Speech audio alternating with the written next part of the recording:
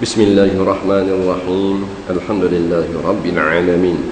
Wassalatu wassalamu ala asyrafil anbiya wal mursalin sayyidina Muhammadin wa ala alihi wa sahbihi ajma'in. Subhanaka la ilma lana illa ma 'allamtana innaka antal alimul hakim. Wala haula wala quwwata illa billahil aliyyil azim. Alhamdulillah, kita panjatkan syukur kehadaratillah subhanahu wa ta'ala yang telah memberi keizinan kepada kita untuk menyambung kembali kuliah bulanan di surau di Masjid Pinang Merah ini. Dan insya-Allah malam ini kita baca hadis yang ke berapa? Ya. 35.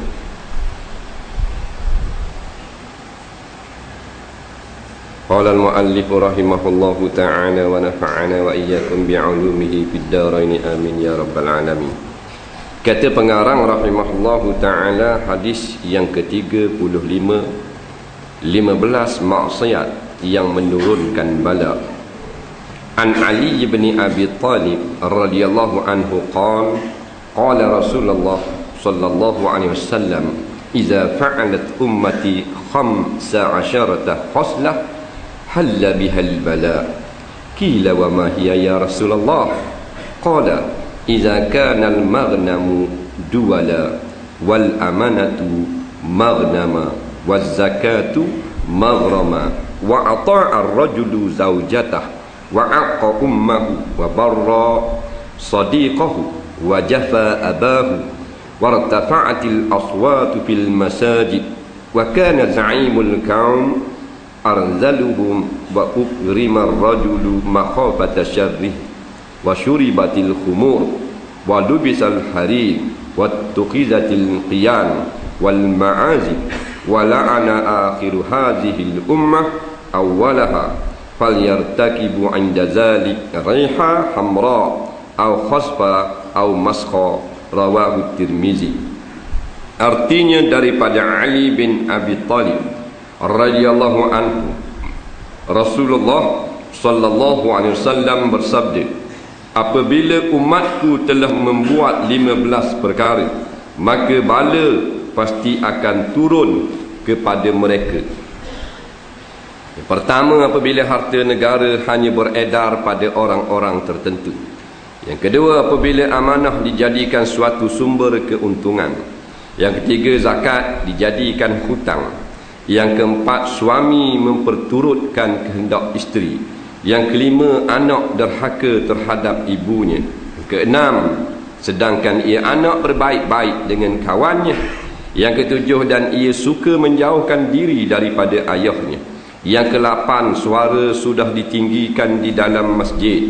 Yang ke-9, yang menjadi ketua satu kaum adalah orang yang terhina di antara mereka. Yang ke-10, seseorang yang dimuliakan kerana ditakuti kejahatannya. Ke-11, khamar yakni arak sudah diminum di merata tempat. Yang ke-12, kain sutra banyak dipakai oleh kaum lelaki. Ke-13, para artis-artis disanjung-sanjung. Ke-14, muzik banyak dimainkan. Yang ke-15, generasi akhir umat ini melaknat atau menyalahkan generasi pertama, yakni sahabat ataupun orang yang sezaman dengan mereka itu. Maka pada ketika itu hendaklah mereka menanti angin merah atau gempa bumi, ataupun mereka akan dirubah menjadi makhluk lain. Hadis riwayat Tirmizi. Dunia pada hari ini telah membuat segala apa yang telah disabdakan Rasulullah sallallahu alaihi wasallam ini, cuma masih belum sampai ke peringkat akhir. Baik, satu hadis yang agak panjang yang memberitahu kepada kita bahawasanya akhir zaman akan berlaku perkara ni. Akhir zaman akan berlaku perkara ni, iaitulah 15 perkara yang telah kita dengar tadi. 15 perkara Nabi sebut dengan jelas, apabila umat aku telah melakukan 15 benda ni, halal bala, maknanya halal ataupun molek ataupun boleh dah turun bala daripada pihak Allah Subhanahu wa ta'ala. Bukan bala dengan makna ujian saja, tapi dengan makna benda yang tidak baik. Kerana diterjemahkan makna bala pada penghujung hadis, iaitulah dirubah rupa manusia, perangai berubah, ataupun dijadikan gempa, jadi gempa, dan diturunkan angin yang berwarna merah. Jadi bala di sini iaitu musibah yang sangat ditakuti oleh manusia. Jadi bila berbuat benda ni berlaku. Kalau tak buat lagi, tak berlaku, tak turun bala ni. Kerana Nabi kata iza fa'alatil ummah, apabila telah berbuat, bukan akan berbuat. Fa'alat ni fi'il madhi dah. Apabila telah melakukan, fa'alu, fa'alat. Nampak? Apabila telah melakukan oleh umatku. Zaman Nabi orang tak buat lagi 15 perkara ni. Kalau kita tengok pada masa sekarang, 15 ni cukup lekat ada berlaku. Bahkan lebih pada 15. Nampak? Ni tujuan kita dengar hadis-hadis yang seperti ni, bukan dengar saja gitu. Oh, sungguhlah benarlah cakap Nabi. Memang Nabi benarlah. Bukan Nabi sembarangan, bukan mengaku Nabi saja, tapi memang Nabi yang benar. Dalil perkataan yang diberitahu oleh Nabi 1400 tahun dulu. 15 perkara ni ada berlaku. Yang pertama Nabi SAW sebut bila ditanya oleh oleh para sahabat, Nabi kata iza kanal maghnam duala, apabila adalah harta negara, kekayaan negeri beredar pada beberapa kerak orang sahaja yang tertentu. Berlaku tak gila ni? Barang jota-jota 3-14 ekor tu. Nampak? Kita suka sangat lah, boleh 30 riyal. Sekor sembang tak apa, 30 riyal boleh. Ni dia bahan apa? Berjota-jota. Haram pula tu. Kalau halal ala kulli hal haram. Baru 3 tahun jadi wakil rakyat, buat rumah 1.6 juta, 2.3 juta. Pak ni kata ada 4 juta. Kereta sampai 8 buah, 9 buah. Tiap-tiap seorang anak 2 buah kereta mewah. Musim 2-13 ekor ni ya. Nampak? Tak main tangan lain. Tangan buat-buat ni ya. Yang sebenarnya kekayaan negara wajib dibahagikan kepada segala rakyat dengan adil. Nampak? Biar sama rata. Ni adil dengan makna sama. Nampak? Kalau gaji tak sama. Gaji memang tak boleh sama. Umpamanya gaji Perdana Menteri 15,000. Gaji postman 500. Tak apa, orang tak panggil zalim gitu. Tetapi hak lain daripada gaji hak buat kerja ni, iaitu kekayaan negara, keuntungan minyak, keuntungan daripada macam-macam industri dan sebagainya, wajib dibahagi sama adil. Nampak? Rumah dia cerah berderang apa semua, api tak kena, telefon free, gas orang mari atas. Nampak? Serema free. Kita lambat sikit tak ada meta-meta. Nampak? Semua ni akan diadil di hadapan Allah Subhanahu Wa Taala. Tak terlepas pokok ni, tak terlepas. Sama ada kita suka atau tak suka, kita diam atau kita bertindak, golongan zalim pasti akan dicampak di dalam api neraka Allah. Mu raja, mu menteri, timbalan menteri, exco, ahli parlimen, wakil rakyat, timbalan wakil rakyat, naik exco, tak kira apa-apa. Melakukan kezaliman kepada rakyat, tangan dia akan diikat pada tengkok di padang mahsyar. Nampak? Boleh. Nabi kapal lama dah, tak berlaku lagi. Iza kanal maghnam duala, musim kat tula harta benda. Ni projek baru 1.2 bilion. Anak dara dia. Dah baru ni buat matang, pok dara. Dan ni AP buat masuk kereta juta-juta. Tu anak. Nampak? Dia tak ada, dia nama lain. Ni. Nampak? Pusing kat tulis. Dia rasa dia terlepas lah. Dia rasa dia bebas. Dia rasa dia selamat dah. Kad menalang dia tu ada di tangan Israel dah. Tunggu masa nak cabut nyawa. Kakak dengar lagi. Sakar mampu ke? Nah, kalau sempat bertaubat tak apa. Tapi bila bertaubat, kena kembalikan segala mazalim. Benda yang kita buat zalim pada rakyat, kena beri balik. Nah, kena beri balik. Pasal zalim dengan manusia, zalim dengan Allah Ta'ala, mudah tu hampun. Nah, zina dengan awet, masing-masing taubat belaka, selamat. Tuan terima taubat. Nah, rapah tanah orang seluk. Oh, Nabi kata dah kalau sejekat dibelik dengan 7 lapis bumi. Menggalah tuang tanah tu halal, baru terlepas. Dah tak ada rapah sejekat. Tengah ekar, 2 ekar, bahang ke dia, tokok nama dan sebagainya. Inilah golongan-golongan yang tak beriman dengan azab api neraka. Kalau kita tanya, dia beriman pada mulut tetapi tidak pada hatinya. Tak takut sikit. Nah, ada yang Allah Ta'ala balas di dalam dunia ni ada. Dan ada yang Allah Ta'ala simpan balasannya di akhirat nanti. Golongan-golongan yang menyalahgunakan wang rakyat dan wang negara sesuka hati. Wa'ima tak terlepas. Kalau terlepas dalam dunia, akhirat pasti kena. La'anallahu ala zalimin. Nabi kata laknat Allah atas segala orang yang zalim. Nampak? Elektrik free, air free, telefon free, internet free, beras, gula, minyak free belaka. Bahan pula berjuta-juta. Nah, kita mana ada free. Nah, berak 3%. Kena bayar. Nah, kecing suku 25 sen. Learning. Nah, kena ambil fikirlah benda gini. Janganlah duk bawa khas diri saja.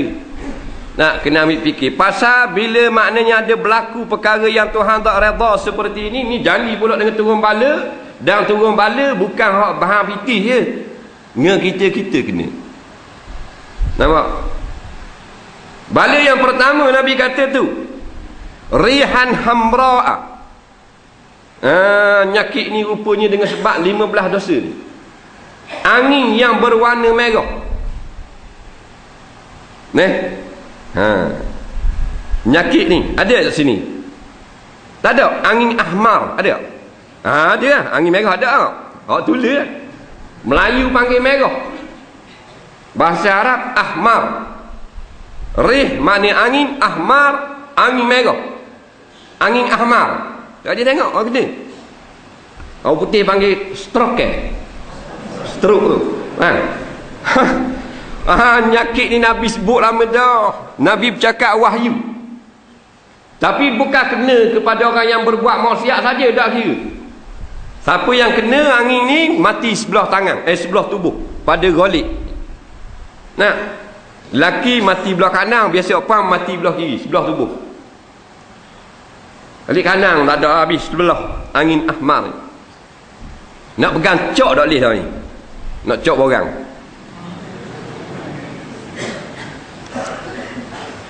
Jadi kita wajib bertindak bukan kerana harta benda, kerana nak menegakkan keadilan. Orang kata dah biarlah dia bahang semua sekali, secara lah. Akhirat kaki dia kena adil pula. Betul, akhirat dia akan diadili, tapi kita ni sebagai khalifah Allah di muka bumi mesti menegakkan keadilan. Mana kalau berlaku kezaliman, wajib menyatakan perkara yang sebenar. Bukan duk diam gitu. Nah, kena nyata. Orang nak ikut tak mau ikut, tu dia punya pasal. Tapi kena khabar kezaliman berlaku, penyelewengan berlaku, kena khabar. Dia tak mau dengar sudah. Dia tak mau dengar nasihat. Tak ada hal. Tapi kewajipan kita berkata-kata. Nah, yang keduanya Nabi SAW menyebut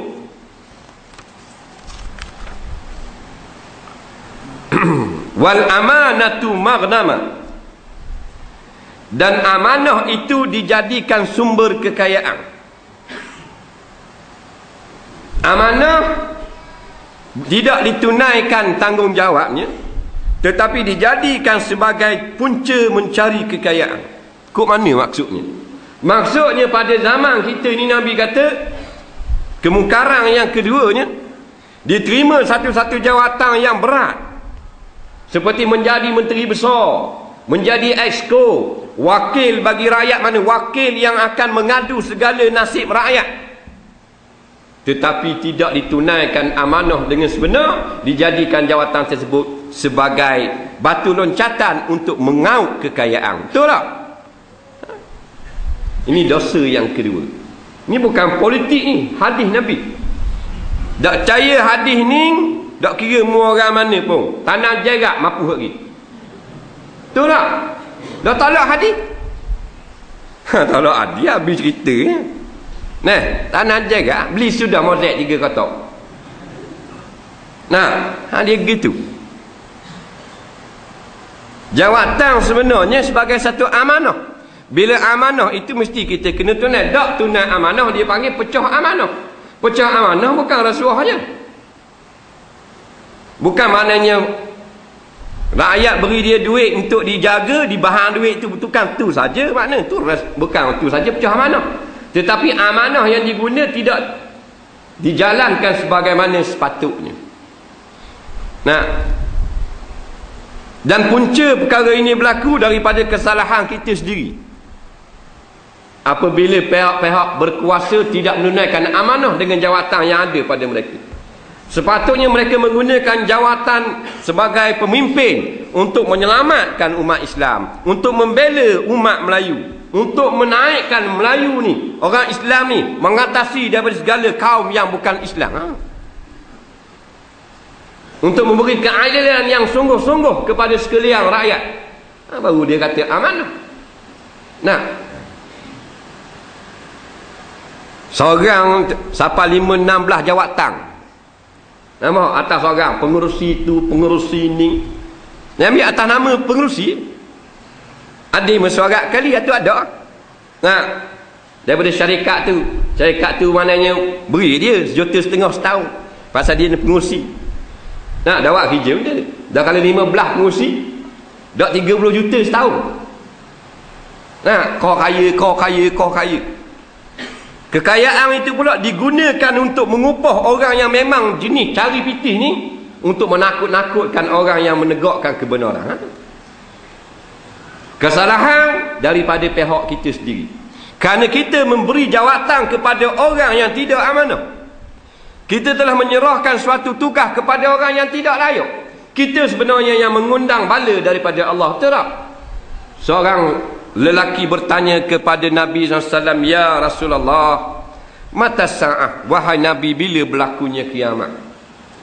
Nabi tak layang. Sampai 3 kali bertanya, Nabi pun berpaling dan berkata, "Siapa yang tanya tadi tentang kiamat?" Dia kata, "Nana, ya Rasulullah, aku yang tanya, bila berlaku kiamat?" Nampak? Nabi kata, "Idza duyi'atil amanah." Apabila disia-siakan amanah. Amanah tu sia-sia. Lagu mana amanah ini disia-siakan? Jawatan-jawatan diberi kepada orang yang tidak menasabah langsung. Nampak? Nabi kata, "Idza wusidal amri ila ghairi ahliha fantazirus sa'ah." Apabila diberikan jawatan, dilantik orang-orang yang bukan ahli bagi sesuatu jawatan, maka tunggulah saat kehancuran langit dan bumi. Nah, rakyat yang melantik mereka, dak semayang pengurusi masjid, kaki karaoke pengurusi masjid, dak sabar sikit haram muka uduh pada kolah, perangai macam setan. Ni berlaku sungguh. Tipu orang, khianat, buat lari anak dara orang, pengerusi masjid. Siapa yang latih? Bukan dia saja salah, yang tukang latih tu. Sebab tu tangan-tangan yang menaikkan orang-orang yang tidak mahu kepada Islam memerintah di negara, tangan itu akan diikat di hadapan Allah nanti. Ingat? Nampak? Tangan akan mengaku di hadapan Allah, aku yang tukang pakoh golongan zalimin. Tangan akan mengaku. Nampak? Al-yawma nakhtimu ala afwahihim wa tukallimuna aydihim. Surah Yasin. Duk baca sama malam Jumaat. Dah. Pada hari kiamat nanti kami akan tutup mulut-mulut manusia pembohong itu. Dan kami akan beri jadi tangan-tangan mereka itu dapat bercakap-cakap. Tangan kabur. Tangan kata saya pakar. Saya yang tukang beri undi kepada golongan yang tidak mahu melihat Islam bermartabat di dalam negara. Saya yang memberi undi pada golongan yang mempromosikan suatu akidah yang menyesatkan. Saya yang memberi undi kepada golongan yang sangat suka kepada hiburan-hiburan yang dilaknat oleh Allah dan Rasul. Sayalah yang memberi undi kepada pemerintah yang mempertahankan judi dan arak di dalam negara. Tangan mengaku. Tangan mengaku, erek dengan tuang-tuang, bubuh dalam api neraka Jahannam. Na'udzubillah. Tak kira haji, lebat, Tok Bilal, Tok Imam, Tok Siok, Ustaz, Tok Guru, Mufti, Kiai, nampak? Tokoh ma'ah hijrah, tak kira. Wala tarkanu ilal lazina zalamu fatamassakumun nar. Jangan sekali-kali kamu cenderung hati menjebelahi orang yang zalim, pasti kamu masuk dalam api neraka. Tak kira siapa-siapa. Queen Elizabeth ke, George Bush ke, tak ada kira. Tak. Mana orang beri kekuasaan, patut guna kekuasaan itu menyelamatkan ekonomi umat Melayu, tak? Menaikkan ekonomi bukan Islam. Khenyek orang Melayu pula, mapuh negara Melayu pula, sama sendiri. Ini yang kata perosok agama, pengkhianat bangsa dulu, kini dan selamanya. Faham tak? Tak apa. Wa zakatu maghrama, Nabi kata. Dan zakat itu jadi hutang. Maksudnya enggan membayar zakat walaupun dah tiba masanya, kata setengah ulama yang menafsirkan hadis ini. Dibuat macam hutang zakat. Payah ni hutang kan, payah. Nah, dia menyakit manusia ni. Dia kalau hutang sampai masa, walaupun pitih ada, dia buat lambat bayar. Dalil kita sendiri. Nah, hutang orang ingat dah 20 riyal pinjam orang ni isi minyak. Jumpa dah minum air dengan tuang itu, tapi tak uji lagi, biarlah karang-karang. Padahal kalau kita jalan lagi, kalau bahan dia lagi balok mampu keras tengah tu, tak ada bayar sekarang. Tapi nyakit kita biar karang. Nampak? Bayar selalu sepatutnya. Nah, zakat gitu tak? Hutang Allah. Ni hutang manusia. Maka fadainullahi ahaqu ayyaqadha. Hutang Allah terlebih mustahak untuk dibayarkan. Zakat jadi macam hutang. Nah, sayanglah kalau zakat fitrah kau tak sayang. RM5 sutir kepala tak sayang. Setahun sekali ya, 3 beranak 15 riyal. Nampak? Kau tak sayang RM15. Tapi kalau zakat maknanya harta benda, orang sayang. 1 juta RM25,000. Betul tak? Sayang RM25,000. Ambil kacir. Nampak? 1 juta duit simpanan, RM25,000 zakat. Sebab tu orang rasa sayang. Nah, RM1,000 RM25, RM100,000 RM2,500, juta RM25,000. Zakat fitrah kau tak sayang, mampik ayo. Mahal tak? Pasal kecil kau tak sayang lah, mahal sayang selalu. Nah, memang penyakit kita ni, kalau sikit kita tak sayang sekah tak? Macam Tok Imam buat pengumuman dalam masjid ya, lepas pada kuliah kat lagi, semua hadirin dikendaki menyumbang RM1 dalam tabung masjid Kampung Bina Merah ini, kerana hal-hal yang tertentu. Tak ada hal kita, tak ada hal. Tak. Tapi kalau makna tu imam buat pengumuman, semua hadirin pada malam ini tidak dibenarkan keluar, melainkan dimestikan menyumbang RM200. Tengok tengok rakyat repang ambil muka menatang pelik RM200 ya. Padahal RM1,000 lebih ada lampeng. Nah, memanglah bila sikit tak ada hal, bila banyak penyakit tadi. wa ata'a ar-rajulu zaujatahu. Yang keempatnya, maksiat kedarhakaan yang berlaku taat suami kepada isteri. Oh, ni pelik. Berlaku gila ni. Oh, amat. Nak ada berlaku tak ni? Duk lelaki duk turut ke bini. Berlaku tak sini Pinang Merah? Ada berlaku? Tak ada. Ni ya semua ni. Tak ada buana. Tak ada orang berlakon lah. Takut duk turut belaka tak boleh. Kita ni ar-rijalu qawwamuna 'alan nisa. Allah kata. Allah bukan gurau. Allah buat akta, menggazetkan satu akta dalam Quran. Ar-rijalu qawwamuna 'alan nisa. Suami itu dia memerintah akan isteri. Dia gitu. Tak boleh canggah dah akta tu. Kena ikut. Bukan menzalimi isteri tak, tapi dalam rumah tangga suami memimpin isteri. Dia ketua, walaupun gaji isteri lebih besar daripada dia.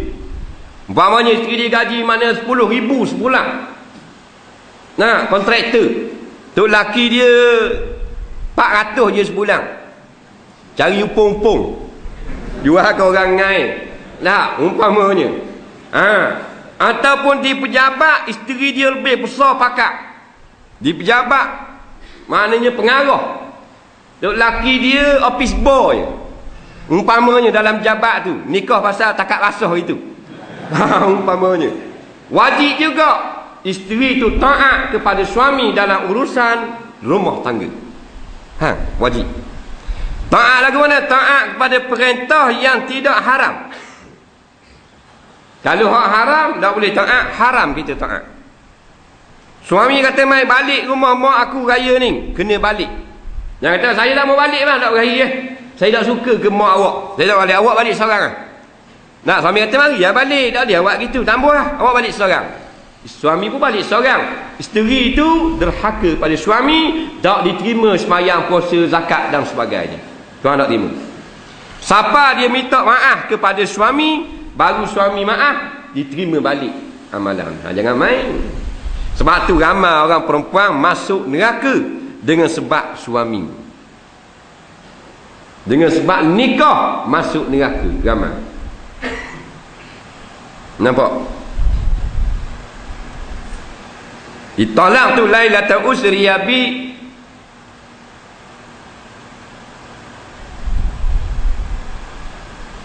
finnar. Aku melihat pada malam aku dimi'rajkan ke langit dalam neraka. Fara'aitu aksara ahliha an-nisa. Maka tiba-tiba aku tengok ramainya ahli neraka ni kaumku yang perempuan. Maka aku bertanya kepada Jibril alaihi salam, ya Jibril, kaifa zalika? Kenapa jadi yang demikian itu? Ramainya orang perempuan muslimat masuk neraka daripada umat aku, daripada hak laki-laki. Maka 4 sebab Jibril sebut. Yang pertama, wazalika liqillati ta'atihinna lillah. Yang kedua, wali rasulihi.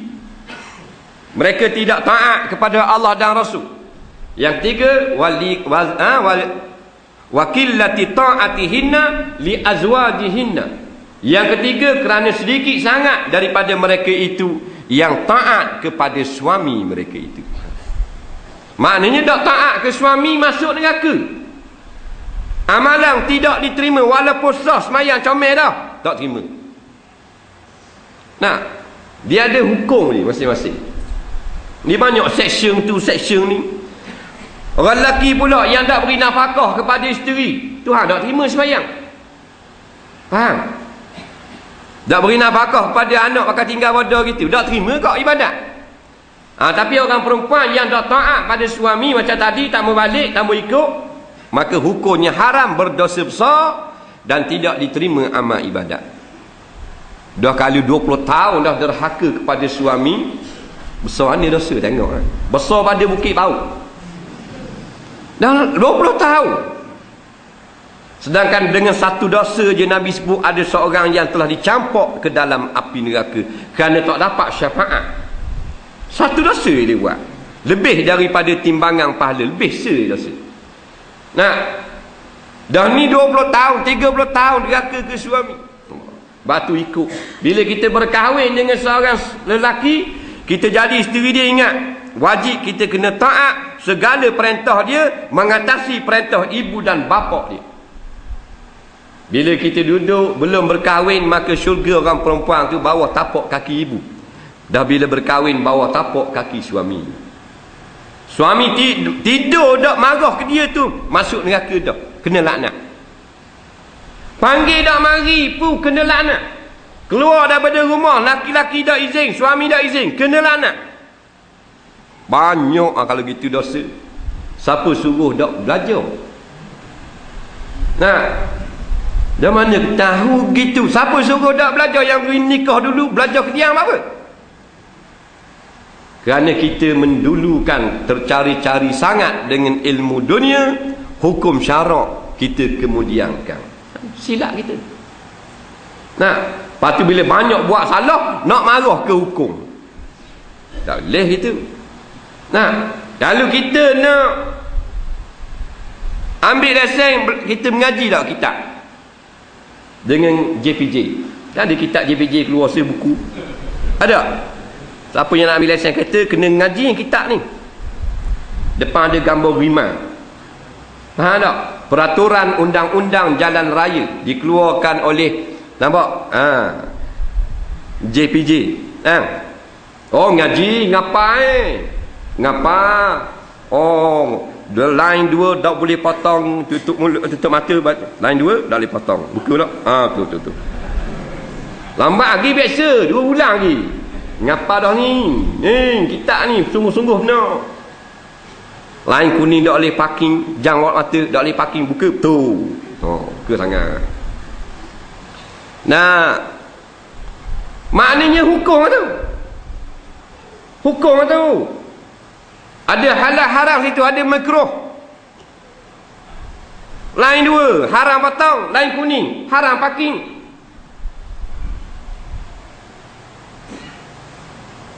Api merah wajib berhenti, kuning makruh jalan. Hijau wajib jalan, biru tak ada. Ke tak betul? Maknanya kita belajar. Kerana dak lulu dak boleh lesen rohak kita, betul tak? Kenapa kita tak belajar peraturan undang-undang munakahat Islam? Tengok orang belaki nak belaki, tengok orang bini nak bini. Lepas tu melakukan bermacam-macam kesalahan dalam rumah tangga. Salah kita. Kena taat. Lagu mana maknanya Nabi kata jikalau mengalir darah dan nanah daripada atas kepala suami mengalir sampai ke kaki suami, maka dijilat nanah tersebut oleh isteri sampai licin, belum lagi menunaikan ketaatan yang sebenar hak suaminya. Berat. Nanah mengalir seluruh tubuh suami, isteri jilat dengan lidah dia, bukan jilat dengan siku. Licin maya dah bersih, belum lagi tunai hak suami. Lepas tu ramai masuk neraka. Nyelawang suaminya, jelong, mata-matanya tonyenya, jerkoh. Faham? Temang tu imam, jerkoh di bini. Kata apa tu imam dah aceh tu bah? Demang. Jerkoh di bini dia malang. Bang, kita dengar duduk sebelah rumah dia. Tak? Nak gan ni. Jangan taat. Bukan tak ikut segala kehendak dah. Maknanya yang menjadi kuasa betul, kuasa muktamad suami. Kalau suami gerak tengah malam, bangun mek. Lapar perut muat nasi goreng kau. Telah mata pukul 3:30 pagi, wajib kena bangun. Kena mayang lada, kena koyak bawang, kena ambil telur, kena nanak nasi, buat nasi goreng, wajib. Pasal suami telah mengeluarkan perintah. Ada haji suami bini kita bangun 3:30 nak curut gitu? Ada tak? Kalau kau rumah jauh. Nampak? Dalam cerah menegang siang hari dak ambuh buat. Nah, dah tadi kita minum air, dah lepas makan nasi, dah pukul 3.30 kasih daga suruh buatkan lagi, buat air mek. Ayo mau. Ngotok belakang sikit tak boleh. Ha. Ada tak kata gitu? Ha. Ada mari tak rumah? Ada? Ha. Aku tak tahu pun bala. Nah. Ha. Tapi gitu lah. Dia biar dengan muka manis dan sebagainya, walaupun salah suami kita pun, kita kena manis muka di hadapan suami. Walaupun salah suami betul kita. Haram buat muka masam melainkan 7 hari sebulan. Dalam sebulan boleh muka masam pada hari hari apa? Panggil? Hari? Seluruh macam panjang kuat kan? Hari apa? Hari datang bulan. Nya hari datang racing. Hari haid dia bolehlah masang. Pasal haid ni dia memberi efek kesan sampingan kepada wanita. Ada wanita yang jadi masam muka, nak ngeruk muka, nak jadi macam-macam pasal. Ada jenis apa benda ni, bekok keting, ada jenis pening kepala, ada bila mari haid dia jadi macam kena demam, ada jenis mari batuk, macam-macam pasal. Ada jenis makan banyak, ada tu rugi tu bila haid makan banyak. Ada Jadi 7 hari dalam haid ni dia muka masa macam tu. Tak apalah, pasal dia nyakit tu, sakut dia tu, sebab darah haid tu. Tak apalah. Hari lain walaupun kita nak marah lagu mana pun kena senyum kepada suami. Nampak, selama mana ada suami di rumah, melainkan di belakang suami boleh tak senyum, tak buka masam boleh. Suami duduk lambu, kita duduk dalam bilik, tak apalah awak gelebek nyeng pun. Berak suami masuk, wajib tukar segera muka kita. Nak biar jadi comel, daripada muka maybe jadi BN. Faham? Tadi sembang itu tak apalah, suami tak ada, ni suami balik dah, kena senyum. Nak kerana Nabi kata al-mar'atu salihatu iza ra'aitaha sarratka. Tu. Isteri yang solehah apabila kau pandang mukanya, maka dia menyukakan akan kamu. Dia menyukakan kita ni, makna dia muka dia senyum. Muka dia kita tengok tu nyandah dulu, tak yang kasih. Faham tak? Tu lah. Ada tak gitu muka di rumah? Muka di rumah kita ni, kalau kita makan nasi dah tengok muka dia jeluak. Dah bergelebek nyeng muka, khipuk lah macam-macam peseng. Nah, duduk di rumah tak mandi, busuk kohong, nak jalan baru pakai lawa-lawa, tidak kena. Macam mana kita nak suka tengok? Dia nak pergi tengok orang mati, nak pergi tengok orang sakit hospital, comel dengan baju kain batik Jawa. Nah, baju kebaya, baju kurung, lengan sulang dengan selendang pula ropo-ropo, rama 2 ekor tak ada nak pergi tengok orang sakit. Dengan kasut comel, lekuk tambah haka. Duduk di rumah, nak kita tengok Allah luga. Dah lah make up dak pakai, apa dak pakai. Nak tekok kelaring. Allahu Rabbi Ghafur.